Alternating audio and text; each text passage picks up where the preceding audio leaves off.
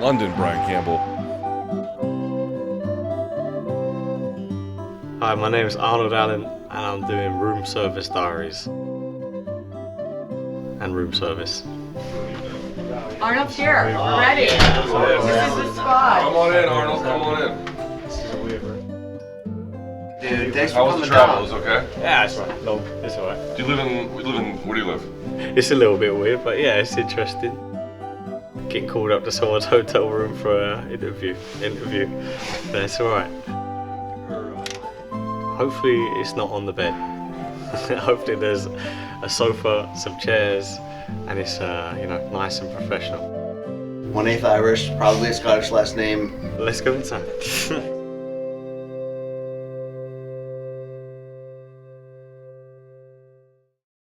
Well, I got to tell you what, when this gentleman returns to the cage and takes on Max Holloway April 15th, it's going to be a big deal. And he's a big deal. So we said when we come to London, Brian Campbell, we better talk to him. It's time to get almighty on that ass. It's time to get almighty with Arnold Allen. Hi, Arnold. How are you? Good, man. Yourself? I am okay. It's nice to see you. You got the decked out Jordans and a whole lot else going on. Yeah, can we show the show foot the game J's. here? Those are You like legit. that? I like that. It's not their debut, but it's probably second, third outing. Do you have a J, like a Jordan collection? No, not massive. I have a pair of Halloween specials I've been wearing, but yeah, only a few. Well, they look great. Thank you. Yes, I'm very excited to be here. Arnold Allen, what do in your native area? Born in Ipswich, raised in Suffolk. Suffolk, yeah. What do they call you back there? Like Double A, Arnie? What's the deal there? Everyone calls me Mowgli. Like from the Jungle Book? Yeah. Everyone where I'm from calls me Mowgli. Yeah. That's a weird nickname. Yeah. Not AAA, not A. Everyone calls me Mowgli. Wait, so hold on. That's a very original nickname in MMA. I don't know if I've ever met another Mowgli. Yeah. I haven't. No. Yeah. Why did you know us in the Jungle Book? I bet you did. Sugar Shane Mowgli? No, I don't Sugar Shane Mowgli. How did you get the name Mowgli? So my dad wanted to call me Arnold, and my mum didn't want to call me Arnold. And when I was born in the nursery thing, they had a Jungle Book theme. So my mum just called me Mowgli. She's like, I'm not calling him Arnold. And everyone calls me Mowgli where I'm from. So Oh, that's a cool story. His mom's like, "Fuck this. Yeah. I'll name him because I have to, but Yeah. I'm not behind this." Literally, only people I knew since I've been an adult call me Arnold. Like only like school friends, everyone calls me Mowgli. So when did you start going? When did the Almighty nickname take place? When I was about, when I was 20. So someone came up with the brand Almighty Fightwear, and he just approached me. He was like, "I'll give you X amount per fight if you call yourself Almighty. If you wear my shorts." I was like, "Okay." I'm getting paid like £300 a fight. I was like, "What? 500 extra to call myself Almighty?" I was like, "Let's go, let's go." Yeah, Entrepreneur. yeah. So and that just stuck, I guess. So yeah. I mean, you could pick the right company. It could have been like, Arnold Manscape Allen or something lame like that, I gotta tell you, renting out your nickname is not a bad idea. Yeah, hire yourself. Yeah. Brian, what would your nickname be? Delta 8? High T Campbell. High T Campbell. Yeah. Let's get into the thing that is the big news. I mean, there's so much I want to ask you about, but let's just talk about the big news right up front. It was reported recently, I think even confirmed, you're going to be fighting Max Holloway April 15th. By the way, we don't know if it's going to happen. That might be the same day as Tank Davis, Ryan Garcia. Oh yeah. Nice. So it's kind of interesting. Bit of What's overlap. the city? There's a fight night main event? Yeah, this is a fight night main event. Yeah. Where is that one taking place? Is it the Apex? It's at Felixstowe Docks. Like, I don't actually know where it is. It's, as far as I know, not the Apex. So. Not the Apex. Yeah. I guess we'll figure that out. Yeah. Nevertheless, There could be a slap pay-per-view that night. yeah, there probably could be. Probably could be, yeah. But just to clarify, you initially were supposed to fight Max on the co-main at UFC 286. Yeah. But you injured your rib? Yeah, it was offered and I had a rib injury, and I'm like, I don't know if I can make that one. So, yeah, a month later, April 15th, so works out well. Still with Max? Yeah. What did they say about... when the UFC offers you a fight, do they ever tell you why they want you to take a fight? Or do they just give you a name? No, it's usually just name, date, That's it. question mark. Oh, so you never know if it's pay-per-view co-main, if it's main event or what? Oh, no, like, yeah, you'll know the event, the name, the date, Yeah, it's this, what's what. Yeah. That's got to... I mean, you can't control injuries, but the idea of co-main eventing Max Holloway in England had a storybook ring to it. Yeah, it sucks. But, no, it is what it is. And a lot of setbacks sort of often lead to bigger things, I guess. Okay, hopefully. so that's become a theme in Arnold Allen's career. How? I mean, when we look back, it's like the win streak has been hella impressive. You were ready for either like, and it may happen on the same night one day, like being a world champion or overnight stardom, and the kind of things that happen if you defeat a Max Holloway.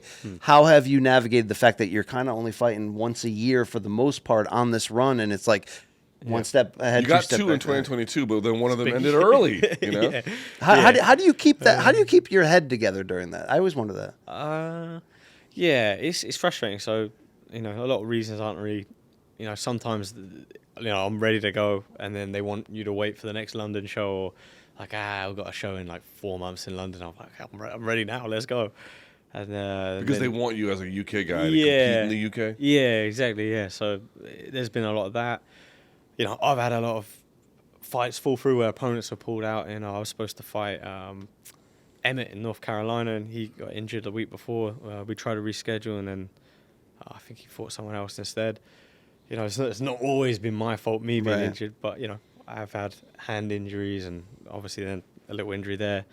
And, so it's not always my fault. What are the major injuries you've had? Nothing major, just hands, usually hands. I had a couple of breaks in my hands, so... Yeah. Is there anything that can be done? Like, do the doctors ever tell you that, like, how much of this is genetic? How much of this is the way you're training? No doctor said anything. But for me, like, even when the fights or the years where I'm fighting once a year, I'm still training all year, and I think that might be one of the factors. Like, I know some guys, they'll do, they'll do like a 10-week camp and then just sort of pick things up, and then you don't really see them the rest of the year. I've always sort of trained like camp all year, then pick it up a little bit in camp. And actually, if anything, when camp comes around, I back it off a little bit so I don't overtrain. But I think that's probably one of the factors with the hand injuries. Well, it's funny. You're only 29 years old, right? But it feels like you've been around for quite some time. But to BC's point, it's been very intermittent. Yeah. What role do you play in the featherweight division, right? How do you view yourself among your peers, given where you're at now, what could be ahead? What space are you occupying? It's an awkward space here. Like a lot of people, when they announced it in the rim, like a lot of people said it should have been me, and I wouldn't have been too surprised if I was offered that spot.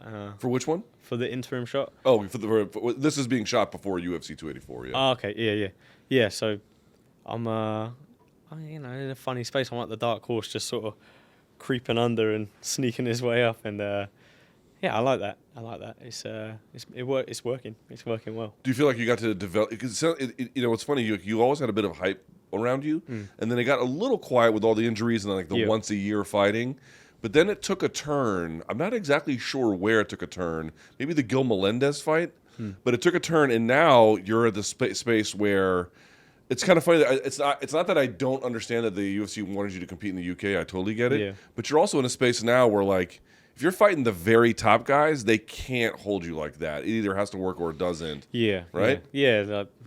And when you're fighting the top guys, usually it's once, twice a year, isn't it? So it's like, that's kind of my thing anyway. But I feel like all the accreditation came in the Dan Hooker fight. For anybody who had doubts. It crystallized there. Yeah, it just became like, oh, shit, this guy actually is that level of for real with that type of performance. I mean, do you feel like you kind of needed that, or to just like, because it's got to be frustrating when you know how good you are, you want to fight the champion, you're in and out of the lineup, you're pulling out more than him in his 4 years in college. Yeah. Yeah, it's a lot. Then, you know. Yeah, definitely needed a performance like that. But also, there's a lot of like question marks over that, like him coming down a weight, and then him, obviously, I think everyone knows he probably shouldn't have done that weight drop and shouldn't have been at that weight. But so there's all those factors as well, isn't there? So, but he had a big name. Yeah, the name is right. Dan Hooker's got a name, and he like win or lose. He's got big wins over big names as right. well. So. People forget, dude. Dan Hooker stopped Gilbert Burns. Yeah. It's like, holy shit. Now Gilbert probably shouldn't have been at 155 when they were fighting, but I don't still, know how like they made it. I don't know how these guys. It's not easy to do that. How did Chiesa ever make lightweight? It's like I don't understand any of this. You ever seen Chiesa in person? Yeah, he's a big man. How the fuck did that dude make 155? Yeah, you don't know. All right, but when you get the call and it ends up being Max, is it safe to say that's literally the equivalent of fighting for a title? Oh no, it's a number one contender fight, isn't it? Yeah, but the validation. Yeah. No, the validation. That's when they announced. Are we not talking about the interim fight or? You say... We could talk about it, yeah. Oh, I thought you said... What I'm saying is you just have to make sure people understand, because by the time this gets out, Yeah. 284 will have already aired. Okay. Right, got you. Yeah, so when they announced Josh Emmett fighting Yair Rodriguez, it was like the only thing that would be better than not getting an interim fight was to fight Max Holloway and to beat Max Holloway. Obviously, Max beat Yair in the last one, so he, for me, is a more credible spot than beating Emmett. Or Yair. Let's talk about Max. Where do you think he is? I mean, here's the reality about him, right? He's still young. He's not much older than you. I think 30, 31. Yeah, 31. I think Right? it is. Not that old, but Mileage. the miles. Whoa, that's the one difference, right? I mean, I know you're training all the time, and everyone's like, oh, a lot of the miles come in training. But I can't say this. In the fights, not a lot of miles on you from the fights themselves. Yeah. How do you assess Max Holloway today? Yeah, he's Max Holloway. He's great. But yeah, that's one of the things I always think is mileage. It's going to catch up with you. It doesn't matter how old you are. If you have 20 fights, when every fight is a back and forth, 50-50, been in a bit of a war, it's even where he's been very dominant, he's taken a lot of shots. So yeah, the miles have got to add up. What did you make of his last fight with Volkanovski? Because the first two, extremely close. Some folks thought he won the first or the second. Yeah. But, dude, ain't no one coming out saying, like, the third one was a blowout. Yeah. What happened? I think Volkanovski just improves every time he fights. He just looks better and better every time, and he just figured him out. Like the second fight, Holloway came out and he did really well. He didn't adjust. Volkanovski didn't adjust until the later rounds, and then the third fight from the off, every time he stepped forward, he was away, countered, got off the angle, and he looked great. And Max just didn't adjust. He just did the same thing over. So, yeah. I think Here's the weird thing. Max is a living legend. He's been at the elite level for like a full decade. Stop Jose Aldo in back-to-back fights. That doesn't happen. Like, very yeah, often. I mean, fought Conor McGregor and Poirier like in his first day as a teenager, basically. Yeah. So you're a young guy yourself. At some point, you had to have looked up or enjoyed what is your history as a fan of Max, and how weird is that actually now, where you're getting calls and offered to fight these guys? Yeah, I've always liked watching Max. Like who hasn't? He's fun to watch. He seems like a top bloke. Not when he fights, though. He's an arsehole when he fights. You see him, he's like, he hits you, shaking his hand. Yeah. He's like mocking you. He talks to the commentating crew. Yeah. So there's that. You need to be aware of that. He's a nice guy outside the cage, but in there, nah, he's not. But do you have to walk through that aura at all, or any other opponents you fought, or is Max the first time where you're sort of like, I got to check any level of respect in legend status, put that aside, it's just another fight? Yeah, nah. When I fought Gilbert Melendez, there was a little bit of that, but then it was like once the bell went, I was like fuck this guy. Yeah. But yeah, before It's I'm the most like, polite way anyone's ever said that. Yeah, before I'm looking at his like tape and watching him fight, and I think that's fucking Gilbert Melendez. Like, he's done this, he's done that, and then once you're in there, I'm like, oh, I'm better than this guy. I'm gonna beat this guy. So yeah, there's no being overwhelmed with who it is, and it's just another man, isn't it? Yeah, I mean, if any other answer, you wouldn't be sitting here. So I expect that from you. But it's got to be pretty fucking cool that you're closing in on your dream, I would assume, of becoming a world champion, and the guy you have to get through, the final boss at the end of the video game, is Max Holloway. Like, that's pretty awesome. Yeah, and it's beating him. There's no more sort of legitimate run to get into a title than. I was gonna say, like, you beat him. Yeah. That's it. Like, you're the guy at that point, right? That's it. That's the plan. Like, get a win there, then. It's not like a win over number 5 or a win over someone that lost to the number 1 guy recently. So it's the real deal. So yeah, we got to get his quick thoughts on 284. Even though Hold on, I do real quickly. What is Max good at? What are you up against? His gamesmanship, his mentality is like his skills are great. Like, his skills are good, but it's not that. That's the trouble, is that the mental warfare he's good at in the cage, not even outside. Because he's not like McGregor would break people down before and sort of like he did to Aldo. He seems to do that in the cage. Like, he does all his talking there and riles you up and gets you sort of off your game plan and gets you frustrated. I think that's what he's good at. Not necessarily his skill set. It's his mental warfare and his toughness as well, obviously. I want to get to 284, but this is kind of cool for me. Who comes up with your game plans?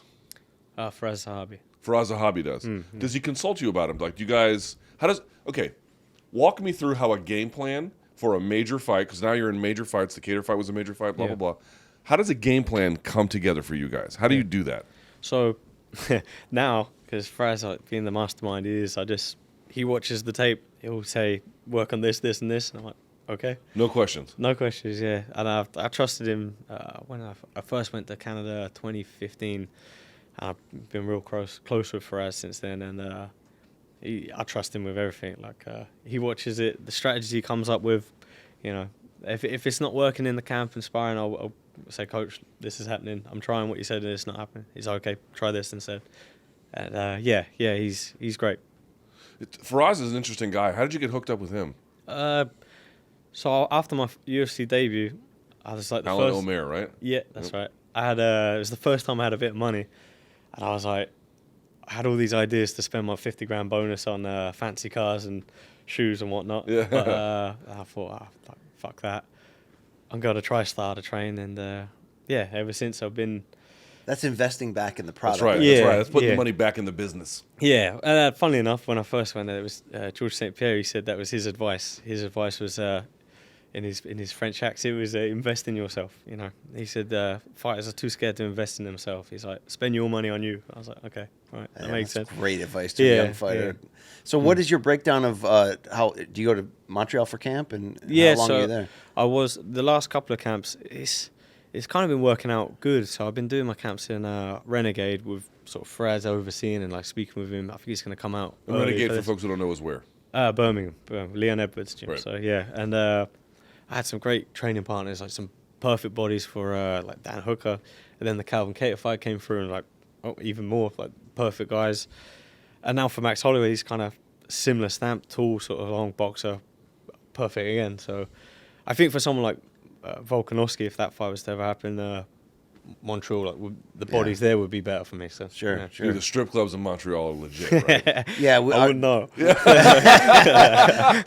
have a Patreon edition one day just to cover that on our Only Pipes channel. But Well, we're gonna get this later. My man's tweeting pictures of his dog's balls. I mean, he's such. I've interviewed Arnold before. I know you won't remember it because I probably don't remember because you're such a polite guy most of the time. But you've been coming out on lately. Twitter, and I'm like, well, there's on his social dog's media as being a rebel rouser, as being a funny guy. Has this been a calculated move to just kind of show yourself to the world? Just tweeting the PM of the country. He ain't getting back to me. No, he didn't. Prime Minister for the people that don't know. To be fair, I was always doing that. Like I was always doing that, and then I got to the UFC, and I kind of like was like, oh, I should probably stop being a dick on the internet. And I was just like, wait, hang on a minute. I could just do whatever I want. Like I could say whatever. Like no one's gonna tell me not to post. Like yeah.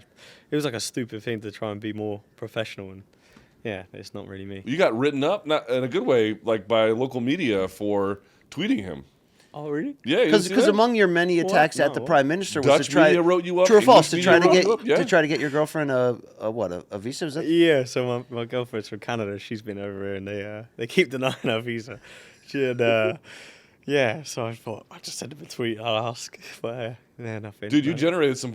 I legitimately, I put your name into Google News. Oh yeah. And then I fired it up, and it's like UFC fighter tweets PM Sunak. Blah blah blah blah. Yeah, I didn't know that. Yeah, dude, it generated some buzz. Yeah. Well, he ain't give her a visa yet. So Yeah. she's still hiding at home. Once they saw your dog's balls, they were like, The "This dog balls was really the one. Send that your sent dogs it nuts. over. You're not gonna get your dog neutered.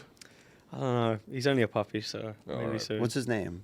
Carlos? Carlos. Yeah, Carlos. Which, by the way, I gotta say, great name Yeah, for a yeah. dog. Yeah. So he's we got him from a Cuban footballer, like a soccer player. Yeah. He plays for Norwich, which is like the rival. That's a good team. Yeah, they're better than Well, my team. relatively speaking. I mean. He's Norwich are Ipswich's rival, and we got Carlos from it. So a family, she's like a cousin, is married to him, and he's like, "You want a dog?" I was like, "Okay." So now we called him Carlos. Carlos, I love that name. He's a Cuban. That's fantastic. I got to ask you this question because I'm so envious of many parts of the UK culture, but obviously for our job and passions, it's the combat sports has exploded, whether you want to trace it back to like the 2012 London Olympics for boxing or, Bisping winning a championship and his original rise, obviously in UFC. But I mean, it's football. Yes. Right.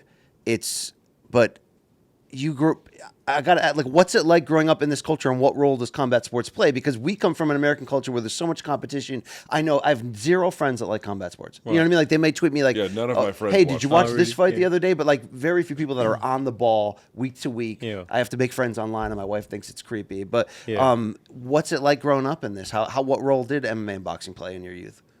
So yeah, kind of the same. Like most of my friends, like you're in England, you're a football fan. So growing up, everyone we played football, and I think it was probably about 12. I was about 12, 13. I realized I was shit at football, and that's when I was like, you know what, I'm going to boxing. So I started boxing, and then it's just kind of like a one-man journey, like doing that. Like all my friends playing football, I'm like, oh, I'll go to boxing.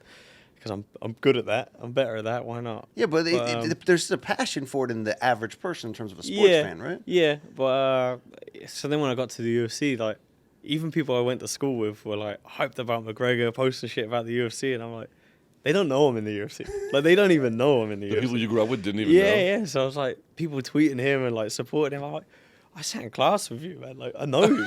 Like we live in the same town. Like it's only like 5,000 people. What are you It's talking like, about? dude, we cheated off the same kid in chemistry class. Yeah. And you're fucking supporting him and not me? I'm like, nice.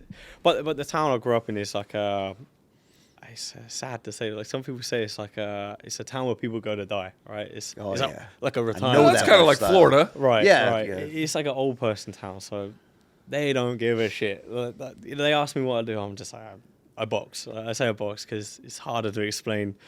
You know, there's kicking, there's wrestling, and all this. They're just like, what? But yeah, I box. So yeah, they think I box. When you run into those kids now, when you see them, you're like, do you say anything to them? No. I guess after the Cater fight and then the Hooker fight, did it finally catch on a little bit? Not in my town. really? Not Wow. in my town. Like, I walk through my village, like town, and like no one knows what I do. So That's amazing. it's nice. That's I like amazing. it. So That's like Luke and his family. They don't give. Right. Yeah. Unfortunately, they don't give a damn. No one texted me about this Yeah. trip. I can Yeah. tell you. It was pretty nice. That's great. That's It's great. great. All right, so let's talk a little bit about UFC 284. Yeah. All right, so we've got in the main event, we've got Alexander Volkanovski and Islam Makhachev. Give It's me a power move, but is it a good move by Alexander? Yeah. By the way, I don't think if he wins, he holds the belt either.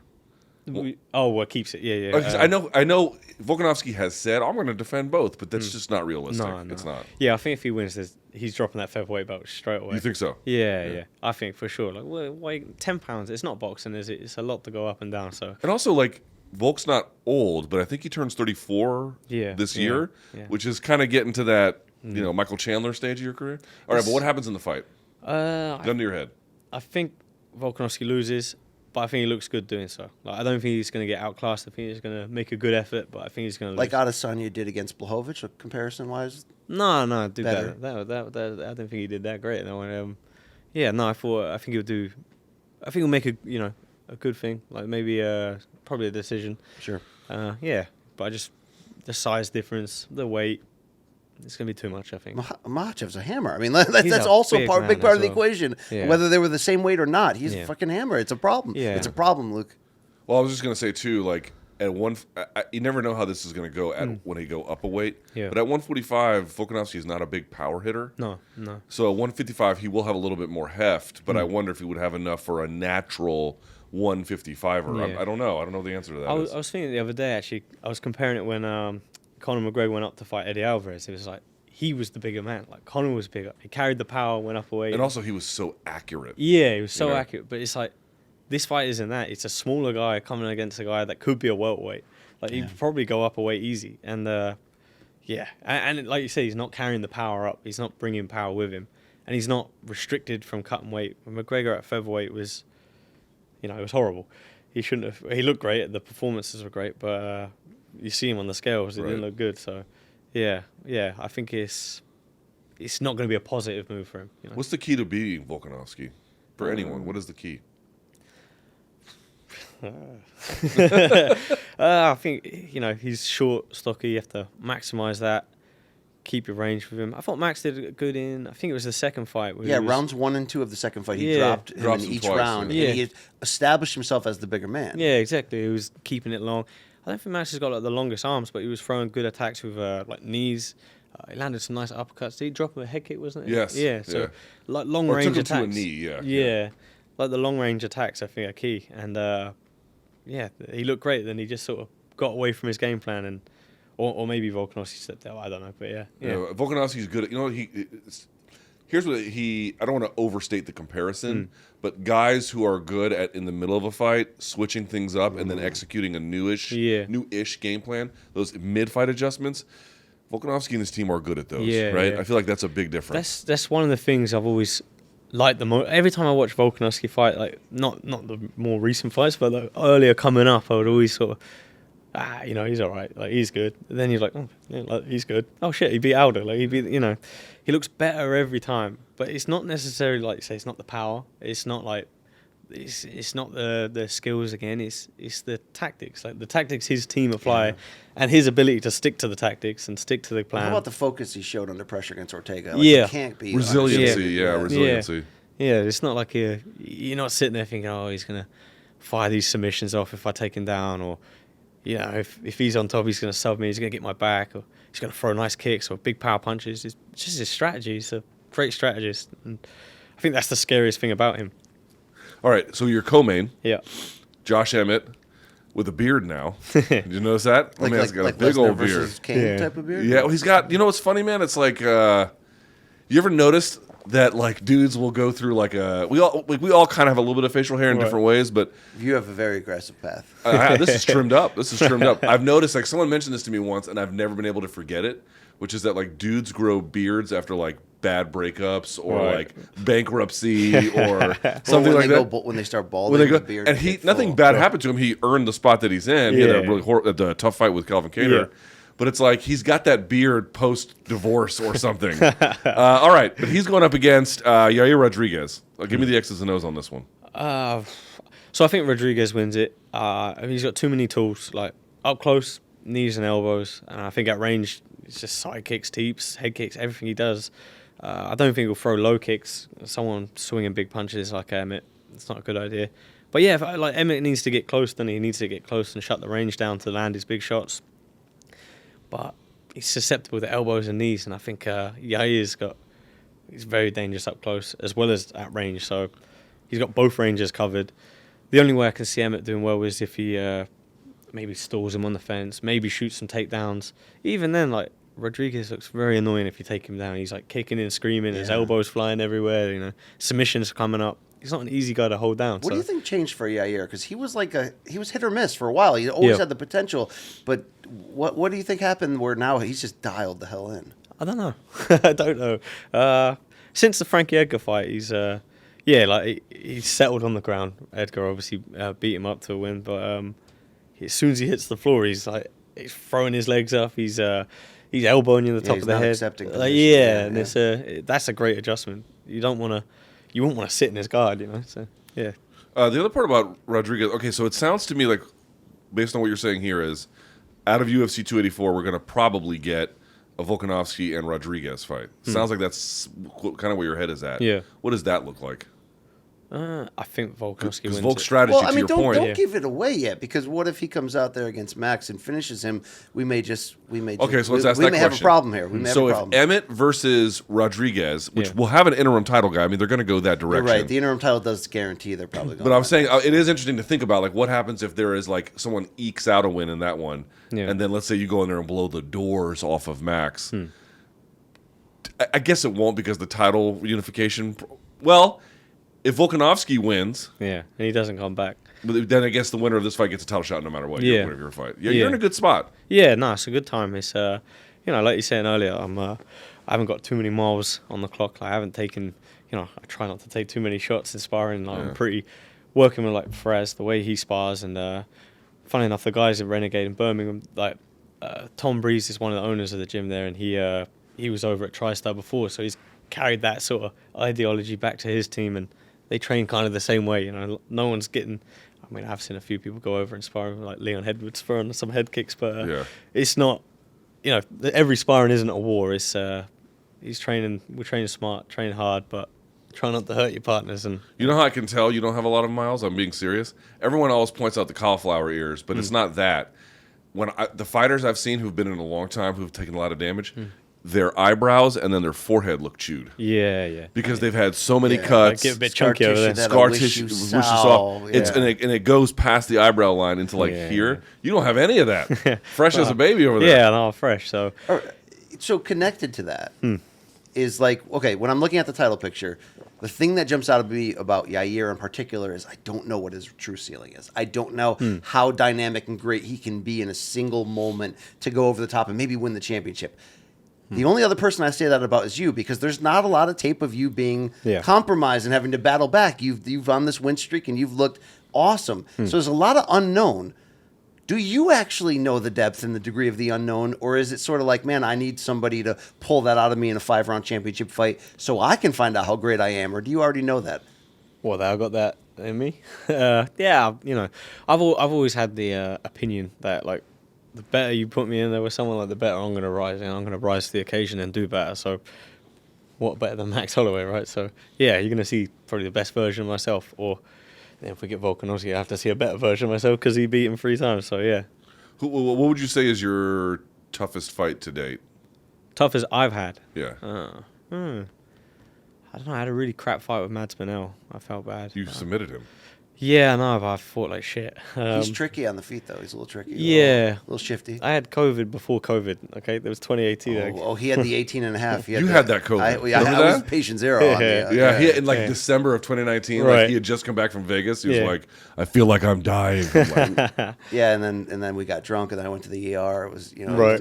my wife was making funeral plans. It was, it was a rough You're done. situation. But I mean, like, but the general theme of my question is sort of like, you believe in yourself to the nth degree because you've had enough moments, either challenges in fights, things overcome in training, things overcome in your personal life, which fuel your confidence in a lot of ways. But you also don't know how great you can be. Yeah, of course.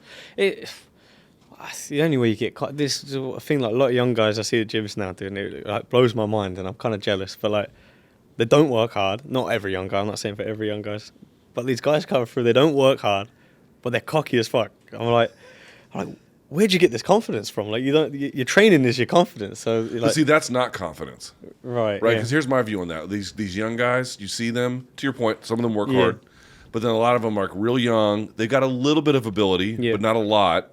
The problem is they don't know that, and they think that everyone else has got what they've got or less. Yeah, They yeah. just don't understand the depth of difficulty that they're up against. Okay, So yeah. they've got, $50 in the bank, and they're like, I'm rich. I'm like, that 50 is not going to get you very gone. far. Yeah. It's Yeah, not but going to you get you have very to, far. true or false, you have to have a con man level of like delusion and self-belief in yourself at all times to get you over every single hurdle.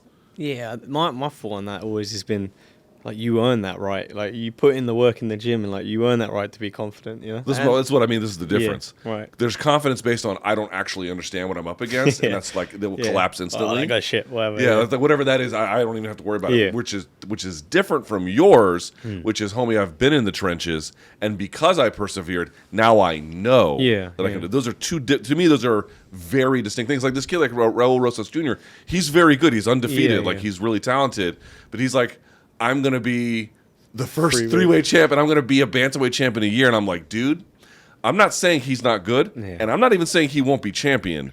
Sure as fuck, you're not gonna be champion in a year at 135. No. And like to say something like that to me indicates like you don't really know what you're up against. Yeah. Okay, but couldn't you say that same thing about McGregor? Or on the initial rise, we look back at it as a superpower. As he was, he could see, he had a vision of his future that was like, it was like Luke Skywalker in Episode 4. this is it like- was just, you know what I'm saying? It was just like, I'm not comparing him in all ways, but that run that Connor was on, Yeah. dude, that was a Michael fucking Jordan run. Yeah. That run. It's like, well, would you say that's a Michael Jordan? Yeah. Well, that's different. I mean, that's a different guy in a different moment. Dude, like 100%. seriously, you think about all the runs in MMA. That's one of the best. That's one of the best ones I've ever seen. Yeah, definitely. Like, he just blew up, didn't he? And it just kept going. did that inspire you at all when you were in the midst Yeah, of trying to but- become a fighter? Well, do you know what? When he was on Cage Rush, I fought on Cage Rush. I think probably my first fight was maybe like his last, sort of around the time his last Okay, so fight. there's close enough crossover Yeah. when that wind blew through and that meteor, that comet.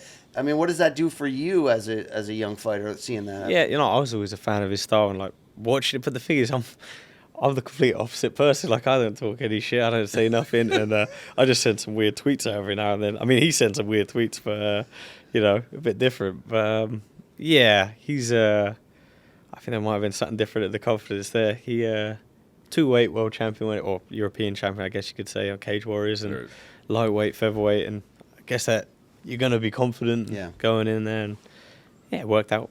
It was a good run. All right, well, how would you answer when I say what gives you the confidence in your personal life experience to be where you're at right now, to be entering a Max Holloway fight and being like, yep, I'm going to win this and I'm going to face the champion next? I mean, you got to have that. So how does that brew in you? I've just been putting the graft in for like, I don't know, 15 years now or something. So, you know, I've done all the shit stuff, having no money. And but like, were you a scrappy kid? So it was when you got into fighting as a hobby that it became like a natural fit? Yeah. I mean, yeah, I felt pretty comfortable doing it. You know, grew up around like fighting, and you know, my dad fighting, and he was a doorman. And there's some other dodgy stuff like that. So so you're like, I've seen Dad knock a few fools out. Yeah, Like, this is easy. You know, this is fun. Yeah, and one of my favorite times was when my dad was. He was a strongman and he retired. Was he really? Yeah, We'll talk about that in a second. Yeah, for sure. So that's amazing. His dad's Butterbean, by the way. Butterbean. Butterbean, American hero. Don't besmirch Butterbean. He is a hero. So he got into strongman. He retired strongman, and to get healthy and lose the weight and get fit, whatever, he got into MMA. And this is like, what year is this? He was probably in his 40s, so I was a kid. It must have been about at least 15 years, 16 years. A while then. Yeah, it was. What was the show in? He was trying to get on Cage Rage in London. Cage Rage, yeah. That's where the Cyborg and Melvin Manhoof. Yes. Wait, so your dad's a badass. What was that? Was he have a full-time job on the side? Yeah, it was a truck driver, a doorman, and I love this. doing the I old love cage this. fight. Dude, factory town approved. So I was gonna say, Factory town he approved. felt the aura. When he walked in, he was like, "Oh, I'm comfortable." I don't know about that, but But yeah, so there's this game we used to play. I don't know if you do it in America. We call it Kirby. So in the street, yeah, like we don't have Kirby. All I can right. tell you. So there's two in a road. You have a curb this side and a curb that side, right? Yeah. So one guy stands on one side, the other It's guy's gonna end like American History X, or is this? Yeah. Where is this story going? No, it's not like that. So you have a ball and you basically have to hit the curb, and the ball bounces back to you. That's a point, right? So you hit the curb. That's creative. for That's kids, Kirby, you know? yeah. Kirby. So then if you hit the curb, you get a shot from the middle. That's a Kirby. But I was playing Kirby in the street, and my ball kept bouncing, and it hit this guy's window. I was like, oh, sorry. And he came out and took my ball, and And just kept it. yeah, I tried to grab it, and he slapped me. Like this guy hit me. A neighbor. Yeah, and he hit me, and I was like, oh, you're fucked. I was like, you're fucked. And Like my dad happens to feast on fools like you. Yes. It was more like I knew. I was like, "Oh, you idiot!" I felt bad for him. I was like, I had to go tell him because my ear was all red, my face was all red here. With this guy to slap me, I went home. My dad's like, "What happened?" I was like, "Go around the corner, hit me." He's like, "Right." And where have you been practicing MMA? Like he wanted to try his moves out. So he scored I think he scored like a double leg on him, and like ground and pounded him a bit. And I was just like, what the fuck? And you watched your dad Yeah. beat up His dad on neighbors? the street corner played Kirby with this guy, took him Yeah. right down and just started. And I just stood there like. His took my- dad is the kids in Step Brothers who made Will Ferrell eat the dog poop. The white Yeah. dog Seen poop. it yet. And I took my ball back. I was like, told you. Yeah. And I was just like, went away. And I just like, told you. Okay, so you So, just boy, you must have had an awkward Halloween every year, huh? Dude, is that the best explanation ever to like what fuels your confidence to be able to do this for a Yeah, living? so He's you like, did, Dad beat the fuck out of the neighbors when they got sideways with me. There you go. So okay, your dad was a strongman competitor? Yeah, it was. Dude, first of all, I love fucking strongman. Oh, really? Oh, Okay. yeah. Like I'm I big. love I'm a the big strongman. deadlift, and obviously Yeah. strongman's a little bit more because you got to carry weird stones. Yeah. So was your dad ever carrying weird shit like beer kegs and Yeah. stones in the house? Right, we got Atlas stones in the garden. Holy beer shit! Yeah, so my Atlas garden. stones are the big rounded stones. Yeah, we got. that was borderline, Huawei celebration. I enjoyed that pure joy coming out of you right there. There's so my dad used to put on events as well, and then when his gym, he had like a lockup with his private stuff, all his weights and like frames for the cars to carry and all that. It got shut down, so all the stuff came home. We have an Atlas stone. It's a 140 kilo Atlas stone. Fuck. And it's What is that, like 250 pounds? No, it's closer to 3. Yeah. yeah, it's over double. So Yeah. yeah, and it's like an ornament with the plants. So my mum's just like rolled it in there, and it's like with like plants and like there's a Buddha next to it and stuff. Yeah, but my brother lifts it. He can lift it. Wait, but here's the thing about strongman. Now they have strongman like strongman's like MMA where they have like weight classes, but the very best strongmen are all giant humans. Yeah. Is your dad a giant human? No, he's my height, but he used to be. I can't think in pounds. So in stone, he was about 20 stone, which is over 200, maybe like 280 pounds. That's fucking near big. 300 pounds. Yeah. So he used to walk around. Like, I just thought he was a big fat guy. Like I was like, he's like this fat man, juiced off his head as well. I was like, I'd watch him like sticking needles in his ass. I'm like, Dad, what are you doing? And he's like, steroids, son. Yeah, obviously. It's Wait. This is the game we used to play as a kid. Me and my brother. This is the best ever, right here, this story. The game was to get my dad to have a roid rage. So my brother would be like, I do that every Dude, week. I thought you. I mean, it's great. I gotta be honest. I thought you tweeting pictures of your dog's testicles was the apex of how this interview was gonna go. I was wrong. Please continue. So like we'd be driving back from somewhere, and my brother would be like, he'd tap me like, kick the seat. I'm like, nah, I'm not gonna do it. So kick the seat. So I'm like, fuck it. I'm like, if I don't do it, my brother's gonna beat me up. So then fuck it. And so I'm like kicking the seat. I can see my dad just going red.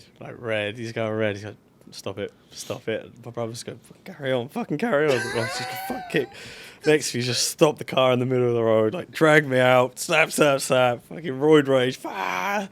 My brother's dying laughing, like it's my fucking, like I'm an idiot. Like, okay, yeah, that was the game, just to get him to. I'm glad you've had positive role models in your life. Yeah, That's kind of but the funniest thing is now he's retired. Like he takes he says it's TRT, but it's self-prescribed. Like, He's just blasting and cruising. Yeah. yeah. There's no like measuring or whatever. There's no doctors. He's just like, yeah, I'm on TRT, and I'm like, that's not how it works, Dad. That's not what. Dad, you can't be pulsing every day. Yeah, It's just, but he's like the calmest, like friendliest, like soft. I feel like I slap him in the face, and he'd be like, why'd you do that? You know, like. Now, has he been to your UFC fights at all? Yeah, he corners me. Yeah, he's in the corner. Oh shit! Wait, like in the corner, like he has a cornerman's license. Yeah, he's in the corner. Like he's yeah. a second or third, or what is he? Oh, he does like flaps the towel about usually. Yeah. Yeah, Firas says, "Shut up." Well, dude, your dad. So what does your brother do? So my brother he's a strong man now as well. Yeah, under 105 kilos. So he's Okay, so big. yeah, What's he's a your weight class brother's name? strong. yeah. What's your brother's name? Jake Allen. Jake Allen. Yeah, my dad said he was named after Jake the Snake, but I don't know if that's true. So. That's the best First of all, answer ever. can you leave and bring your dad in here? We want to Honestly, interview him It instead. would be better. It would be better. He's like, yeah, name my son after Jake the Snake Yeah. Roberts. That's Yeah. incredible, dude. Yeah. And what's your dad's first name? Pacer, like generally Pacer. Yeah. Pesa? Pacer. Yeah. You know, like the. Oh, Indiana peso, Pacers. like the No, money. like the Indiana Pacers. You know? Oh, Pacer. Yeah. Pacer. Sorry, Yeah, it was the yeah. it was the This is heavy. his first time in Europe. Did you know that? Yeah, I'm gonna need a translator Yeah. the rest of the time here, but We were at dinner last night. I was like, I don't understand their accents. dude, This is a weird. He goes. This is a weird country. Yeah. Pacer Allen is one of the right. cooler names of all Yeah. time. Yeah. By the way, your dad is amazing. Yeah, though he's the man. So is he going to travel with you to? Assuming that the. wherever. Yeah. So yeah. if it's in the States, he'll still Yeah, no, travel he with comes everywhere. Yeah, he had a spell in prison like a long time ago. you? Okay, this is. And, but so I thought. Can we ask you how and why? Please, Yes. please? Why did your dad go to Yeah, prison? I don't really know. the Does he full know story. Big John Fury by any chance? I mean, come We on. set up a fight, Pig Face versus Big John. Yeah.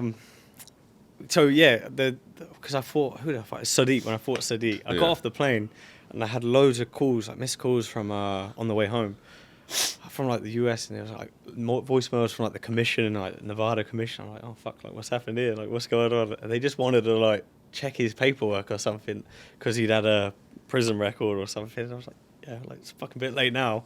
So I got home like 4 a.m. You're calling me about some shit. I'm like, what's happened? Like what have I done? You know. It was him. They wanted to question him about his time in prison. Do you know why he went to prison? Aside from being awesome. So he was a doorman. All I know is he got stabbed, and I think the guy got beat up pretty bad. Yeah, He got went to polished prison. off. Yeah. Yeah. So if he was here telling stories, you'd think he did like a life sentence or something. I think he did like 5 months. But he's got so many Milking stories. that forever. I gotta tell you, 5 months in prison though. Oh. That's I don't want to do 5 Well, he months. starts telling stories. I'm like, Dad, you were in for a fucking holiday. Like, what are you on about? Like, you're going on like you did 10 years. Like, come on. Dude, he must have so much fun being in your corner Yeah. at this level when the crowd's going insane. Like, Yeah. what is this? What is it like for him watching his son do this? What do you think it's like? I think he gets pretty nervous, to be fair. Yeah, he's you can never shut him up. Like, he never stops talking. That's why I love having him in the corner. Not for his, not if he's watching, like, offend him, not his fight advice, but like, yeah, not for your breakdowns, just for I don't your know if energy. I don't know if you could relate or like you've ever been in a situation, but like, Let me assure you, I cannot relate. so like when you're like backstage, you're warming up. It's like, you know, you'll have a room with, sometimes it's like a small room with a few mats. You got a few people warming up, and there's like a bit of nervous energy, and it's awkward. It's like one guy's fucking over there screaming and like kicking the wall or something, and some guys just come in with his face hanging off because he lost, and you're like, right, cool, I'm on next. And then but the thing with having my dad there, he's like, he always has a story. He always, like, whatever the situation, he has some like story, whether it's true or not, like just a funny story, and it just always has something to say, and it just breaks that tension of being backstage and a bit like, you know, sitting there like building the nerves and all that shit. But All right, just So breaks wait, it. hold on. When did he start being in your corner? Has he always done it? No, actually, the first, so he has a lot of my amateur fights been in the corner, some of the earlier pro ones, and then he wasn't after I went away to Canada. And then when I fought Mads Burnell, my coach, his flight got stuck somewhere. One of my coaches, he got stuck. His plane got, there was a storm or something. And I was like, fuck it. My dad looks the same. So for the UFC, they're like both bald blokes. I was like, you could just be there. So we don't have to change the paperwork or whatever. You could just be in the corner as him. And but the funniest thing is he came on stage and for the weigh-in, he came on stage, you know, Dana White, he shakes their hands like, you know, good luck, whatever. He just said to my dad, good luck, coach. My dad's like, I'm not the fucking coach. Like, what are you about? So I was like, Dad was just like, what? I was like, Dad, shut up. He's like, you're the coach. You just snuck him through, no problem. Yeah. Dude, if I ever Two get baldies. the balls to pull a Oscar Willis or E. Casey Leiden and take a, you know, what do they call that company, the rags to riches? I think Ulta? Yeah, What? dork to champion mode, and I take an amateur fight. Here's my dream corner. You're going to be my head trainer for the X's and all right, O's. fair. Coach Lattori Gonzalez for encouragement, All right. and Coach Pacer Allen for I stories. think you need Big John Fury in there, too. Big John. Yeah, I mean, he did Rip scoop. his shirt He did off. scoop an eyeball out at one point. But Yeah. dude, you telling those stories explains to me exactly how you got I here always and wonder, who how you do are. quiet guys who are like, you know, seemingly unassuming, how do they get into MMA? Oh, right. Now I know. Yeah. He must have shown you, like, do you remember the first time you saw MMA? Yeah, he had all like the old DVDs. Actually, funnily enough, the first time I saw MMA, so my very first coach, Mark Nixon, his name is, he was really into like Vale Tudo, and like he loved it. And there was nothing around like that. And I remember he was doing like drills. He was holding the pad there and doing like soccer kicks and stuff like that on the floor. And he gave me this DVD, or it might have been like a VHS thing. It might have been a videotape. And it was Vanderlei doing his old fights and like some little Y fronts, like fucking headbutting people and soccer kicking people. And I was like, this is the shit. I was like, this and is that the little one. net under the bottom rope that you Yeah, get trapped yeah. under. This is, remember Pele Landy Johns was Yes. like the big guy for that? Yeah. Oh, I loved it. I was watching it. I was like, yes. Like, it was, he got someone to clinch and he was headbutting. His head split and he was like, I was like, that's awesome. But I've never headbutted anyone in my life. But I just thought that was cool. Yeah. No, yeah. never. I ain't got the Okay, head we, for it. we need to go out drinking with Arnold Allen. We'll see some headbutts, No, okay? we need to go drinking with Pacer Allen. Yeah. Yes, thank you. So I'm ready Yeah. to, by the way, induct you into my fledgling MMA promotion called Factory Town MMA because, Okay. you know, we are from the same ilk, Yeah, just yeah. different hometowns. But you know, part of that lifestyle is, you know, I'm the king of gas station food cuisine to the point, Right. Arnold, where you know at 44 I've been diagnosed with fatty liver disease, Right. non-alcoholic, which basically means if I continue to eat hot dogs from Cumberland Farms that I'm going to die soon. Shit. I heard on social media that you, in your own way, in your own area, love to eat the shit out of a gas station. Yeah, we heard you eat Yeah. garbage. Is that true? No, it's not true. You So- fancy it on like I need to get off here. I'm going to go get off with some hot dogs. Tell me right? about no, some no. British gas station food, petrol so station. The thing I will say, that is a cool phone call. Anyway, Oh yeah, and this is my. Well, I got this on Arnold Schwarzenegger's. That's awesome. I don't know if you can see it or not. that's amazing. I got it on Arnold Schwarzenegger's website. And so Yeah. the camera bump is the Yeah, sick. rocket launcher. Yeah. Yeah, so what I've learned from being over in like America and being in Canada and whatever, your like gas station food is shit. Like it is shit. Here, it's at a higher standard. So when I post something like that, okay. Okay, that's a bold statement. No, it's a I've fact. had prawn chips and crisps. Yeah. They're not that money. yeah, but you don't have to have prawn. That's the shit. If you go like M&S, M&S, Marks and okay. Spencers, that's high quality shit. Like, you go there, it's gonna cost you an arm and a leg, but Yeah, just ask the It's cab good. driver, someplace S&M, wherever, S&M, you know, and I'm sure you'll end up in a. but it's just I come back. So I was in Canada for a long time. When all like the COVID shit was going on, I was there. You were in Canada during their COVID Yeah, lockdowns? so they had all the Wow. lockdown, and then I overstayed my visa a little bit, and then now I'm back, and so I come back, His life is one long misdemeanor, and I'm here for it. All right? and Is nothing ever too serious? No, it's it's just just a a little- series yeah. of slightly, you know. I tweeted like some stupid shit. I was like, the best thing about being home is the £3 meal deals. Which is like the. All right, walk me through what Yeah, that yeah, is. what What is- are that you when sounds you order that? incredible. Yeah. When you order that, what are you eating? All right, so it's typically a sandwich, crisps or a chocolate bar or anything, and a drink. That's it. That's it. What That's kind it. of sandwich, though? What do you mean? What kind of sandwich? Yeah, what Well, kind there's lots of sandwich? sandwiches. Is it a but feces there's- rock salt sandwich? What is it? It's always different. There's so many options. You got your fucking chicken bacon. They do the seasonal. You got the Christmas one with like the turkey trimmings and that. It does sound all right, but I gotta Yeah. tell you, I gotta say British food. Okay, but he sounds like he's describing a Wawa or a Sheetz in Yes, the States. Like yes. an elite Have you been to gas a Wawa? No. Oh, This is like motherfucker. This is like if What they is put this? a deli of the future inside a gas station, and Yeah. on the computer screen you can add. So in a anything to Wawa anything. or a Okay. Sheetz, you go in there and you can buy all your like your Mountain Dews and you can pay for your gas, all that stuff. But in the corner they have like you order made to order Yeah. screen and you pump in rice bowls, hoagies, wraps, you name it. That sounds good. Order made to order, then they make it fresh and then Yeah, give it to yeah. you. And if you go to Sheetz, everything there has a sh sound, so you can order a schmuffin or a Schmuffin. schmagel. You can add sounds anything to stupid. anything, dude. You can crossbreed different. I know, but they are things. money. They are money, yeah. Yeah. All right, so you So next time you come to the States, we got to do the Arnold Allen Wawa or Yeah, Sheetz yeah. tour. I'm Cumberland into that. Farms That sounds good. is how I get down. No, but there's like 5 Cumberland Farms. This is a problem as well. So since I've been off I stopped eating pork, right? Yeah. And the meal deal selection, the gas station selection is fucking plummeted. Yeah. England is like back. Everything's pork. Like everything good is pork. So since I come off the pork, it's been pretty shit. All right, every man has a vice in life. Some people's are worse than others. As I look around our gross staff, just Tristan might stab you and eat your. It's possible. You know, Yeah. Luke is a pretty presenting, decent human being. He's a great dad That's and, right, and that's a right. great citizen. But he vapes like a white trash piece of shit. What is the vice that's like threatening to get in the way of your fight career that you've got to keep down? Like, is it the gas station food, or what is it? Is it the trashy women? I mean, what Do you vape? Oh fuck no. It is No. white trash. I have this. I mean, I have a game I play actually. Every time. Is it Kirby? No. So anytime someone's driving, when you see someone driving, you vape, so you probably do it. They always have their window cracked like 2 inches, right? Oh. And they always see them getting a bit angry in traffic. Look at that. Yeah, I do that. Yeah. So Yeah. anytime you're in traffic, you see a cloud beep. Anytime, and then It's true. The more I beep, the more smoke comes out the window. So I sit in traffic, just go beep, beep, beep, and So his vice is shit starting. So he's basically the dick behind me Yeah. trolling Yeah. as I'm Yeah, trying to yeah. get through my day. I started doing it. Cause I was driving so much training. I was so bored. And I see someone driving like big cloud of smoke. Like, boom. Have some of that. Another cloud. Boom. Yeah. that's- But how hard is it to live the Spartan lifestyle ahead of a fight? To like be like, I have to say no to this dessert or this anything because I am focused on victory. it's fucking easy. I don't really have any vices. I don't drink. Don't smoke. Don't.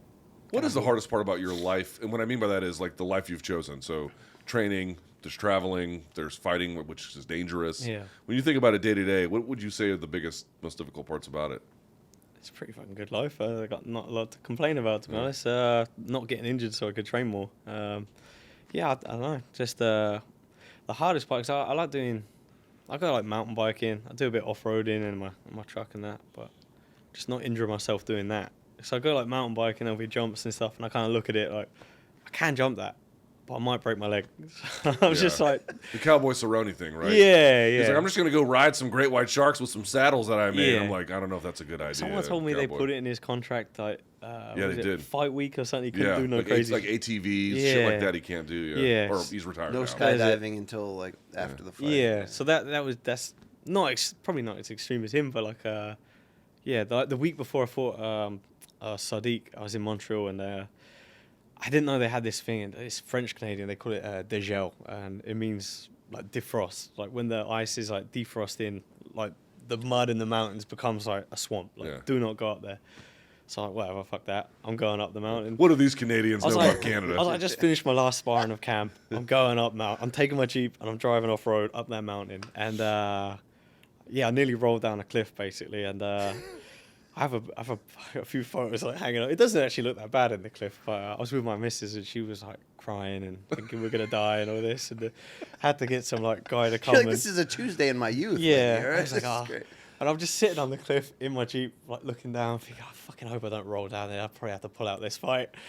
And You're probably dead. Yeah, You rolled down that hill. Okay. also that rusty old Jeep, yeah, probably. And luckily I didn't roll down and the fight went through. And All right, best and worst things about Canada.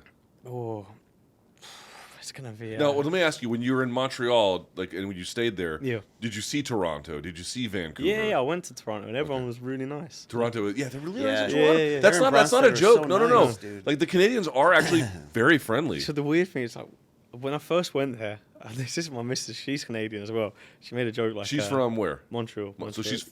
Yeah, no, she's not. She's yeah. Fuck, I don't feel Oh, good. that's a little rapey sound on that. No. I'm saying like French, like Pepe No, Le Pew. yeah, she speaks French, but she's not like that. But Okay. when I first went there, like it never clicked in my mind why George St. Pierre talked the way he did. I thought they were all like English in Canada, and then someone said to me, like she said to me, she was like, well, "Why the fuck do you think George speaks the way he speaks?" I was like, "Huh." I was like, They've been French underestimated. So you didn't know French the Quebec- Canadians a No, long like I time. said, the first day I was on the way there and someone goes, well, what if they teach in French? I was like, what do you mean teach in French? It's fucking Canada. I was like, it's going to be English. It's Canada. It's like the Queen's on the money. I was like, what are you talking about? Yeah. And fortunately they don't, but I didn't know. But yeah, the French is probably, I have a lot of like Quebecois friends and French friends there. That's probably the worst thing about Quebec, especially being Worst English. thing about It's it, it's all of my French friends. like, Definitely. yeah, Yeah. sorry. But the best part about Canada, The mayonnaise on the French fries. poutine actually- a little overrated. Also, yeah, no, I will go with that. Another worst thing is at the gas stations they have like fucking greasy bags of cheese curds at like the checkout. Like you go pay and there's like, as if it's like sweets and candy and stuff. It's like Like it's like a fucking cheese greasy bag of curds. cheese Yeah, with some like yeah. paprika on it. I'm like, Yeah. what the fuck is wrong with See, you guys? French Canadians do know how to fuck around, right? Yeah. You know, Yeah, a I little like bit. that. That's that sneaky side of me that you don't What was that trust. strip club you You went know- to in Montreal? Club Super Sex. Club Super Sex. Yes, Yeah. yes. Club Super Sex. Yeah, I can't. I'm With not an allowed E. legally to speak anymore of that about that. What happened there. Wow, dude, I feel like we could have been hanging a long time ago. With No, that. we need- You know, when we met Michael Chiesa, we're like, man, you are a proper American dirt hole, and we love you. Yeah, know? you're a proper British dirtbag. Back, yeah. Oh, yeah, I like Canada. It's nice. I like the winter and stuff like that because I like the off-roading. Like, I like going and take the truck. I like that. Dude, Canadian winters are fucking brutal. Yeah, this is one of my thoughts. So, like I said, when I first got a bit of money, I won my bonus. I'm like, fuck it, I'm going to one of the big gyms. I'm going to go train there. It's going to be great. I was trying out Tristar, and I wasn't, because Firas does this thing. He's like, I think he does it. Everyone says he does it to everyone. I don't know. He might not be aware he does it, but he seemed like really mean. Like I went there for 1 month. For us. Yeah, and I was like, man, he'd make jokes. He'd use me for the demo, and he'd like mock me in front of like 100 people. I'm like, fucking, I'm supposed to come. I've traveled all the way across the world to come here, and you treat me like shit. I'm like, I mean, I'll okay. tell my dad on you first of all. You know what I mean? And I have actually a funny story with my dad. So yeah, Firas is like that, and I was like, okay, that's weird. I'm not coming back here. Like the end of my month was up, and I was like, I made some friends, but I ain't coming back here. And he took me aside. He's like, we're family now. Like, make sure you come back. Anything you need, wherever you're fighting, I'm there. Like, I'm your man. If you need me, I'm there. I was like, I'm fucking confused. I'm like, okay. And then I went home and I was looking at going like ATT or something, and someone like that. And then I always thought if you went somewhere like Miami, it's gonna fucking make you soft, you know, like. I end up sitting on the beach drinking like wherever they are, the fucking mimosas and shit, and hanging out and doing that shit. I was like, nah, it's like Canada's the way. It's fucking shit. It's not a shit city, but where the gym is, it's like industrial. Yeah. It's not like all nice. It's winter's fucking shit. It's horrible. It keeps you sort of like tough. Hardy, you know? yeah. Yeah. So I like that, and I went back and he was nicer and nicer and nicer. So Now he's a sweetheart. honestly, like literally from that first session, but I've had people go there and say the same thing, and then they went back and he's like, yeah, he said we're like family now, and invite me over for meals with family. That Hiro Machida broke Hulk Hogan's leg the first time he tried out for pro wrestling. I don't care. Because he wanted to test him. Don't He's care. tough enough. Yeah, but All right, so yeah, wait. What the one thing I say with my dad? So the first time my dad came to TriStar, GSP was on the map. My dad definitely knows who GSP is. He must know who GSP is. Firas is like, oh, like, please come over. I'll introduce you to George. And my dad went up to GSP. He's like, what is it? George said, oh, your son's doing really well. Like maybe I am impressed by your son's yeah, performance. like that. And my dad was like, patting him on the back. He's like, keep working hard, mate. You'll get there. And George was like, okay. And they just sort of walked off and like turned around like, keep up, mate. You'll get there. Like, He says that to everybody, but I'm like, surely he's taking the piss. Like you're fucking messing around, right? He's like, nah. Like, who's George? Like, you're a dick. Like, I'm adamant he knows. He's just being. He does know. He's being. That's such a great bit, by the Like, way. dad That's so fantastic. Just keep All right, working, we've mate. had breakthrough moments. We've been lucky the last year and a half as UFC fans, like Juliana Pena, Jamal Hill, Poatan, Leon Edwards, where someone went from contender to like breakthrough world champion in an emotional way. When I watch that, I get inspired about my own life. It's like the human spirit watching it break out. What do you feel when you watch Leon Edwards head kick in round 5, when you watch Jamal Hill become the new champion? Because you could close this calendar year with that exact same thing happening. Yeah, I was going nuts when Leon got that, to be fair.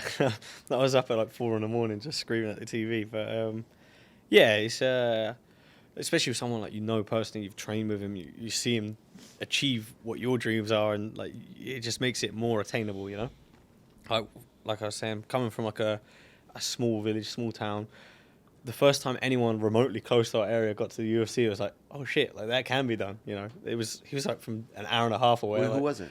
The first John McGuire. Well, that's an old He's a school. coach now, right? John McGuire. Yeah, I think he's. I know he's training out in Vegas a lot. But that was sort of one of the first guys. There was a gym, Tsunami Gym, and they had loads of really good guys. I don't know if you know, but like Rob Olivier and Jack Mason, guys like that, John McGuire, and Joachim Hansen was there. I trained with Joachim Hansen. That was pretty Wow. cool. Hellboy. Yeah. We had a lunch with him. He's an interesting guy. They don't talk about him. Him and Fedor are two of like the guys. I mean, Fedor's obviously a different level, Yeah. but two guys who like were loved. Yeah, Who yeah. never fought in UFC. Yeah. He was a cool guy, but he had some interesting ideas. Something about transhumanism and a chip and some stuff. I was like, All okay. right. Well, we don't. But I mean, when you watch this stuff, I mean, like what would it actually mean for you to close this year and become a UFC champion? Yeah, okay. Like my whole thing. If I don't achieve that ever, like everything I've done is a fucking waste. Like I've just trained my ass. Oh, so this is all or nothing. Yeah. in your You're all minds. in, yeah. Yeah, like I'm fucking gonna retire with some arthritic hands and some fucked up ears for no reason. So yeah, that's it. Like anything less is shit. So it's everything. I love that, Yeah. dude. It means everything. I do want to ask one question before we wrap here, which is, so from the American perspective, the English are clearly football crazy, and they appear to be very boxing crazy as well. Are they MMA crazy yet? I mean, if you're Paddy Pimblett, you'd probably say yes. Yes. So in But- certain ways, they might be. Yeah, certain areas. It's see the thing with Liverpool is like if you're from there, the people that support their people there, they're so passionate. Like if you're from there, you're getting support. Like it's great. Like it's so good the way they back their boxers, their fighters, their football team. Like they're all in. Like you could just be born in the same street they're in. Well, Everton is. Yeah. Well, like if you're from where I'm from, like I said earlier, they don't give a shit. Like they couldn't care less. But I kind of like it that way, to be honest. But yeah. Do you think with Leon becoming a champion, obviously we already had Bisping, but like having two British champions at one time, would that transform UK MMA? I don't think it'll make a difference in my No, you don't? area. I think the old ladies in the high street were still. I think who the fuck's that guy? Yeah. I don't think they really. I don't think they're Never going to be change. watching Never the change. UFC. They You never know, though. stay. You never know. Like, there's never been like Michael. Obviously, is very famous, but he got famous Kinda largely after, during his American Yeah. run.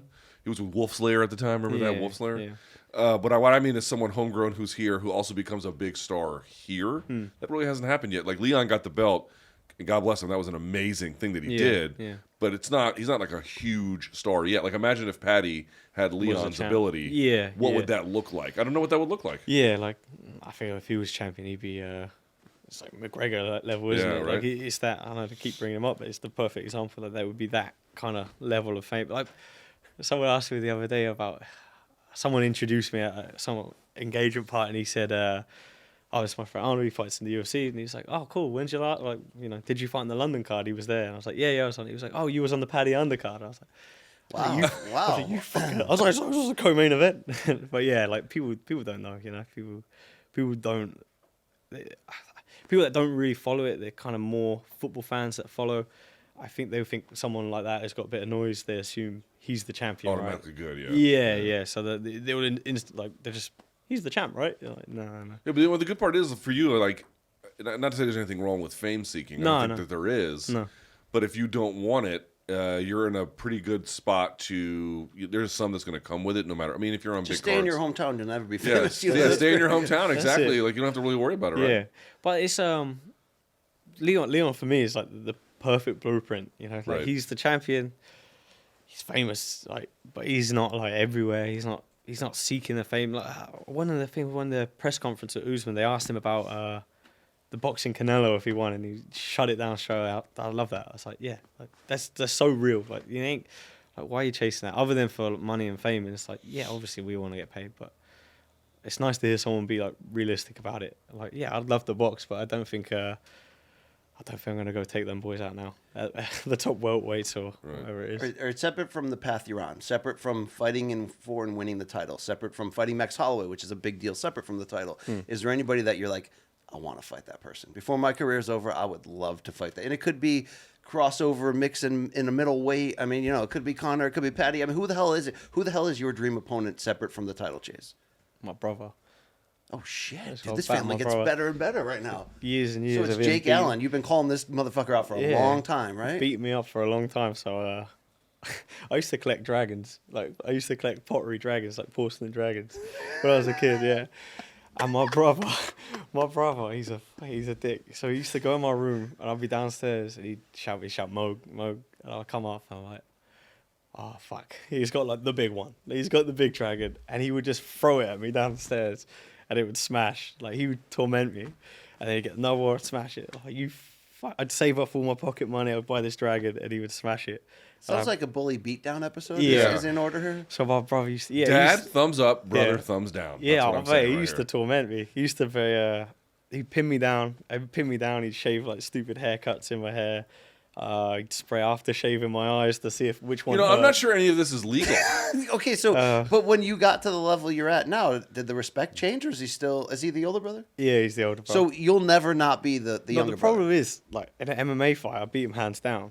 But in a street fight, he fucking killed me. Yeah, like yeah, he's yeah. insane. The older brother thing. Yeah, man. because, you know, first He's- of all, he's got that strongman grip. Your older brother he's doesn't horrible. care about your achievements. No, he doesn't care at all. He's No. horrible. Like he's nasty, man. Like I wouldn't want to fight him in a street fight. Like no way. Does he go to your fights? Yeah, he can't. Yeah, actually, he was in the corner for the last one. Yeah. Oh shit! I gotta pay more close attention here to get that audio, that corner audio of the film. So it's just Firas and then a bunch of guys from Suffolk. Yeah, Is that just it? my family, like, the farmers. But the funny thing with my brother, he's if he was like in my position, he would be the guy talking shit to everyone. He would be the loud. Oh, 'cause right. He's always saying it. He's like, listen, they all call me up. He's like, we've got to start fucking telling everyone this our year. We're fucking coming. I'm like, what? He's like, tell Max Holloway he's getting it. He's like, tell Calvin Cater. Okay, like, have you this ever before? He was like, thought tell him he's about- gonna be fucked up. Like, oh, shut up. Have you ever thought about unleashing either your dad or your brother full time on the MMA community? Yeah. Like I'm So, like, thinking, so, for example, next like time in- we're here, we got to get the whole family. Like Tyson Yeah. Fury's got a big mouth, but John Fury does a lot of it Yeah. for Tommy Fury. Also, like in boxing, Teofimo Lopez talks a little bit, but his dad Danny just talks Garcia's dad, crazy yeah. shit. Yeah. You know, you gotta be like the guy like, oh, I don't talk like that, Yeah. and then bring in your family members, just have them assault motherfuckers. Yeah, my brother would be that guy. Like I was worried about it when we brought him to, because it was the first time I was to the choir. I thought he might get a bit weird because he's a bit hyped up. But I'm like, fuck's sake. And he saw he was really respectful and cool. But yeah, he's always calling me like, you need to fucking talk some shit. Like you need to start calling everyone out. Tell Volkanovski's getting it. I'm like, that's not me. Do you want to tell anybody on this show that they're getting it, male or female in the UFC? Yeah, my brother. That's Yeah. it. That's about it. That's about it. Well, listen, man, I gotta tell you, it's been great to have you here. it's This is my nice. first time interviewing you, so I'm glad Yeah, we yeah. made it in this kind of scenario. My man Mowgli over here. Yeah, Mowgli, April 15th, Yeah. the big Max Holloway fight. Don't know where it is just yet. Felix the Docs. Yeah, It's in can't a wait to container. find out. All right, to close stereotypically, when we're talking about the UK and Ireland, I call it UK plus. People don't want to join me on that. I warned him against this. We're just talking leave that about one. Scotland, Wales, the Geordie Shore. We're talking about everything. Where are the toughest people from? Is it like the U.S. military where they all argue Marines want to fight Navy and to prove that they're the toughest? You're all fine. British Royal Marines are pretty tough. Okay, Yeah. but who are the toughest in the like? Where do you have to be from? Is it Ipswich, England? Does that provide the toughest? You know, like Suffolk, it's all like farmers. So I heard a guy like dropped a horse once with a punch. So Oh shit, dude! Okay, we're just punching horses in the English countryside now. someone said it wouldn't like.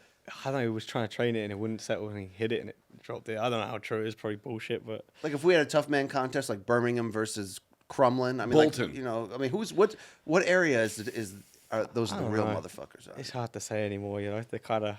I don't know if there is any. I don't know. He's like the Yeah. malehood in this parts that got softened. Yeah, They yeah. did, yeah. That's why the Allens are keeping it old school. I Keeping it love old it. school, tucked away That's in the it. cut. That's what they're doing. Yeah. Damn.